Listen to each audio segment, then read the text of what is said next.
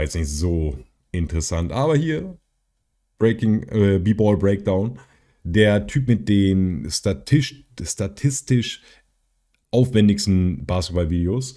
Gucken wir mal rein. Er sagt, die Golden State Warriors machen keinen Sinn. Gucken wir mal, was er meint. The Warriors have certainly been on a roller coaster of a season. They've had moments where you thought to yourself, hey, this team can do something, and other times where you just shake your head so loudly everyone could hear it. Nicht der Burner, but nothing captures this dichotomy better than their defensive performance on the road versus in Chase Center. Bruder, du bist zu Hause auf dem 3. und es gibt nur 30 Plätze in der NBA, ne? Und on the road der 28. Digga, das ist insane. Overall, they're ranked 17th in defensive rating. Hat er irgendeinen, ja, Andrew Wiggins hat wahrscheinlich auch bei den Road Games meistens gefehlt, ne? But when you isolate for where they're playing, a different story emerges. When you look only at home games, they become incredibly stingy, ranking 3rd in the NBA. But as soon as they hop on a plane to another arena, that number plunges all the way to almost the bottom of the league. I don't think we've ever seen a team be such a Jekyll and Hyde like this, and their record proves it. They go from the 3rd best home winning percentage. Bruder, 31:8 zu Hause, aber 9:29 on the road, Digga. Das darfst du halt nicht leisten, ne? Aber ich glaube, das hat wirklich viel auch mit den Verletzungen zu tun, die sie dabei hatten, ne? Steph Curry war kurz raus, Klay Thompson war die ganze Zeit drin, aber ich glaube, Draymond Green war kurz raus, GP2 war lange nicht mehr da, Jordan Poole hatte, glaube ich, auch eine Verletzung.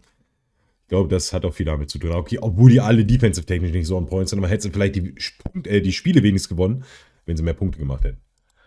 To the 4th worst on the road, and I felt compelled to figure out why. I turned to the elves over at Bucket List Fans to help identify where it was going wrong for them defensively, and as always, they delivered the buckets. Two things quickly emerged: the amount of restricted area shots attempted by their opponents and the percentage of corner threes. If you take away the Washington Wizards, we see the Warriors give up almost 12 more shots at the rim on the road than at home. And this difference is well over twice as many as the next team on this list. That is just staggering. Können wir aber auch vorstellen, dass das daran liegt, dass die in den Playoffs erst nochmal einen Gang rausschalten. Das habe ich mal. But how would defense be affected that much? What became even more fascinating to me after going through 1,000 clips is that these two things, giving up a lot of restricted area shots and also corner threes, are completely related. Before I load you down with some more stats, let's dissect what happens to a defense as a whole when giving up a corner three. One of the most common ways is when a defender helps off his man one pass away. This leads to the easiest pass a ball handler can make and a big no-no for defenses, as it generally allows the shooter a good look at Alter, hat Jordan Poole aber auch gerade geschlafen. Ball handler can make and a big no-no for defenses, as it generally allows the als hätte er sich erschrocken, dass der Pass auf einmal shooter a good look at the basket. What's weird is that in the 5 home games I charted, I actually saw more helping one pass away. But there's a big difference when it's Draymond Green closing out at you with his long arms. But I detected a pattern on the road that was leading to so many corner three-point attempts, and it was related to their pick and roll coverage. Some version of a step-up screen in the wing would happen, penetration would occur at that second lane line slot, and then a skip pass to the weak side corner for an open look. A typical defensive rotation on this action has a defender guarding the weak side corner rotate over to help on the roll man. But here's the thing, watch how DiVincenzo initially defends this. We call this ice defense, where he prevents Tyus Jones from using the screen while Clay contains the ball handler. What this is supposed to do is eliminate the need for any extra help, and yet Draymond, who has free reign to do whatever he wants on defense, comes to the midline to help. There's a skip pass and the ridiculously hard no-dip three from Desmond Bane. Here's to Michael Green coming way too far over on this ice defense. Lamb is recovering well and didn't need that help. It didn't kill them immediately, but Green was too disconnected from a lethal shooter in the corner, and the kick-out gets him a good look. You'd also see it on high pick and rolls, where it's harder to contain with just 2 defenders. Draymond probably doesn't need to get to the midline to help with the long and quick Kuminga hustling back into position. That's too long a closeout, even for Green to have an effect on the shot off the skip pass. Klay Thompson is caught overhelping from the weak side on this high pick and roll. Notice how Looney was in perfect position to pick AD up. Thompson needed to stay home on Schroeder, and the gamble for the skip pass gets them a wide open look.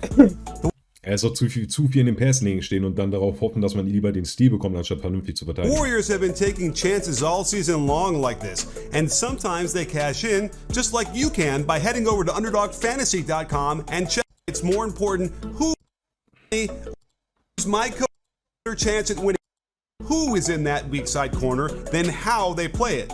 And what was interesting. True, Digga, das ist mir auch aufgefallen, Digga. Wenn sie vor allem jemanden da haben, der sehr, sehr schlecht aus der Corner shootet, dann sind sie auch mehr gewollt, den auf jeden Fall freizulassen und in der Zone auszuhelfen, als wenn da jemand steht, der PJ Tucker oder so, Bruder, der halt brutale Corner was that it was Draymond who was occupying that weak side help position a lot more. And this ja gut, Bruder, PJ Tucker war das gerade einfach als Beispiel. Aber ja gut, Bruder, der Typ, den darfst du eigentlich auch nicht so freilassen, weil einer der besten Corner-Shooter. I don't think it would be that hard to basically have him zone up the weak side block on plays like this, since having him be the closeout would certainly have a more profound effect than, say, Dante DiVincenzo.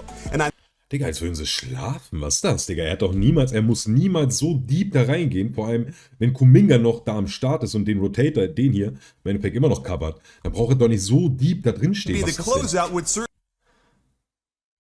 denn?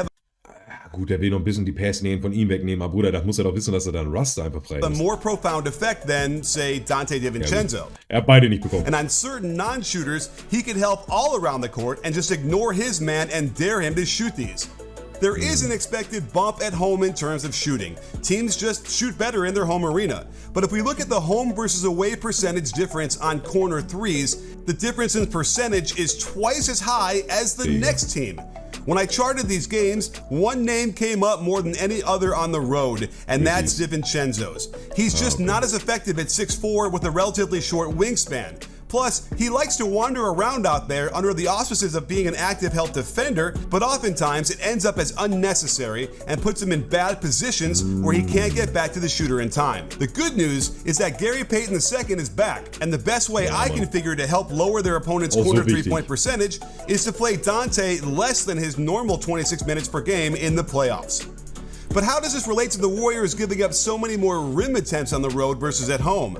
I thought maybe it was related to fast break attempts, where the road team might get beat down the court more often by an energetic bunch of players with 20,000 fans cheering them on. There are two teams that have a bigger difference in transition, and interestingly enough, the Warriors are able to hold their opponents to worse shooting when they're on the road, putting them among only 11 teams that did that. In the half court, however, it's a little different. Other than those pesky Wizards, no one gives up a bigger difference of shots at the rim at home versus the road than the Warriors, and the gap is sizable. Ja, weil sie auch der größte Center irgendwie 6'10 ist, Digga, und das sind Kuminga und Looney, Bro. Und ich würde Kuminga jetzt nicht unbedingt als einen traditionellen Center betiteln. Kevin Looney schon mehr, aber wie gesagt, der ist halt auch einfach nur 6'10. That said, the percentage difference isn't that huge, as was auf jeden Fall zu klein ist für die NBA, Bruder, wenn du richtig Rim Protection hast. 9 other teams fare worse. Vor allem gegen so Leute wie Ja Morant oder irgendwelche anderen Highflyer, Digga, oder einfach nur riesen wie Joel Embiid oder Jokic. Das ist halt einfach zu klein. In this category. What's fascinating oder Giannis about this is how it's related to the same issue that gives up so many corner three-point shots. After all, those corner threes tend to be generated when the defense gives up deep penetration and then the ball gets kicked out because the defense had to collapse to the paint. With similar wing ball screen dann lass ihn doch lieber den Zweier nehmen, anstatt den Dreier. Jetzt mal in action, if the defender allows the ball deep like this, the weak side corner has to rotate over. And watch how Klay is worried about the skip for the corner three. That means he won't bump down to the dunker spot and they get the easy layup. When Kuminga gets beat too easily on the wing, Klay has to rotate over. Poole stays out of the lane worried about the corner, and that means the dump-off pass is wide open. Both weak side defenders in Poole and Klay are trying to stay home, worried about the kick out to the three-point shot, and that allows Draymond's man to inch down to the restricted circle and jump hook without pressure. Compare that to this possession at home, where Poole does a nice job to prevent the pass to the corner, and Lamb sinks to take away this cutter. As a result, they force the turnover. The rotation over is something. Also im Endeffekt, das war gerade das perfekte Beispiel, so wie es immer laufen sollte. As a result, und das davor halt genau das Gegenteil. They force the turnover. Perfekt die Passing Lanes abgestellt, das war kein Pass mehr open. So wollen sie das eigentlich immer haben. The rotation over is something most teams do pretty well, since it's an easy read triggered by the ball penetration with a drive or pass to the roll man. But it's the sink and fill by the guard that has to happen, or else you'll get these kind of shots. And a disturbing pattern on the road when looking at all the shots in the restricted area was how often Jordan Poole fell asleep on the weak side. There is a distinct lack of communication coming from him and the inability at times to recognize who he needs to pick up and where he needs to be when he's not guarding the ball, culminating in this play where he's clearly guarding Jalen Williams but then decides he wants to guard Isaiah Joe in the corner. What? One easy solution for the playoffs would be to simply cut the minutes down for DiVincenzo and Poole. If you give those minutes to Peyton, you're Ja, wenn du da defense-technisch auf jeden Fall abziehst, dann hat er auf jeden Fall recht. Aber das sind halt beides auch Leute, die Offense making your defense much better, while he's also demonstrated the Heat gegen Mavericks heute und Pelicans gegen Clippers, aber als eines um 31 Uhr, das andere um 2:30 Uhr. Morgen aber 19 Uhr, 21 Uhr und 21:30 Uhr die Games. Bulls gegen Grizzlies, Nets gegen Jazz, Timberwolves gegen Trailblazers und Hornets gegen Raptors.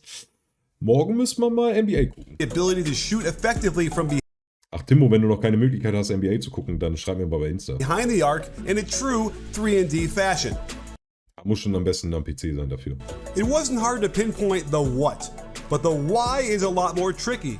In many of these possessions at home, I noticed that the weak side guard stayed home a lot better, without the needless helping past the midline to the ball like we saw on the road. As a result, they weren't bent out of shape so much, and the defense could contain the attack much more effectively, cutting down not only on skip passes for open corner threes, but also preventing rolls and cuts to the basket that yielded so many point-blank shots on the road. Perhaps it's a preparation thing. More time at home to go over and remind the players of proper positioning. I even went so far as to think that maybe it's the color of the court that helps them find their spots better. I'm not sure anyone knows why these guys can't create the same intensity and positioning on the road. One glance at the increased defensive intensity in the second half of the Pelicans game the other night shows you that the Warriors have it within themselves to be a completely elite and lockdown defensive club. And if they can get Andrew Wiggins back into the lineup, they're adding a whole other dimension to their closeouts that rivals the effectiveness of Draymond Green, while also bringing back the kind of scoring punch they desperately need, since their offensive rating on the season is extremely pedestrian and won't help get them deep in the playoffs. But their main guys have all been battle tested, and we know they can put the ball in the basket when they need to. So it's going to be up to their defense to shoulder the burden, and if Steve Kerr can adjust his rotations here and there to get the best of Poole on offense and eliminate the worst of him on defense, this team can get to the conference finals. Sehr gutes Video, ne? Das hat mich auch mal so ein bisschen auf den neuesten Stand gebracht, weil ich muss leider sagen, ich habe viele Games in der Season nicht gesehen, weil mir auch irgendwo mein Schlafrhythmus einfach zu wichtig war, weil die meisten Games irgendwie gerade für Golden State um 4 Uhr morgens kommen. Aber das hatte ich mir schon gedacht, Digga, dass Defense so unser Thema wird. Aber jetzt GP2 wieder da, Andrew Wiggins vielleicht bald wieder da. Ich glaube, das wird schon gut laufen. Aber ich denke mal nicht, dass er irgendwie Jordan Poole oder Dante DiVincenzo weniger spielen lassen wird, weil wir einfach die Offense auch nochmal extra brauchen. Weil Steph Curry und Klay Thompson sind auch nicht mehr die Jüngsten. Ne? Und ich glaube, die können nicht mehr auf dem gleichen Level wie vor 6 Jahren spielen. Also durchgehen, wisst ihr, wie ich meine? Ausdauertechnisch. Aber wir haben ja gefühlt nur Werbung. It is what it is, Digga. Aber dafür, wenn es dann läuft, das ist der geilste Sport auf der Welt.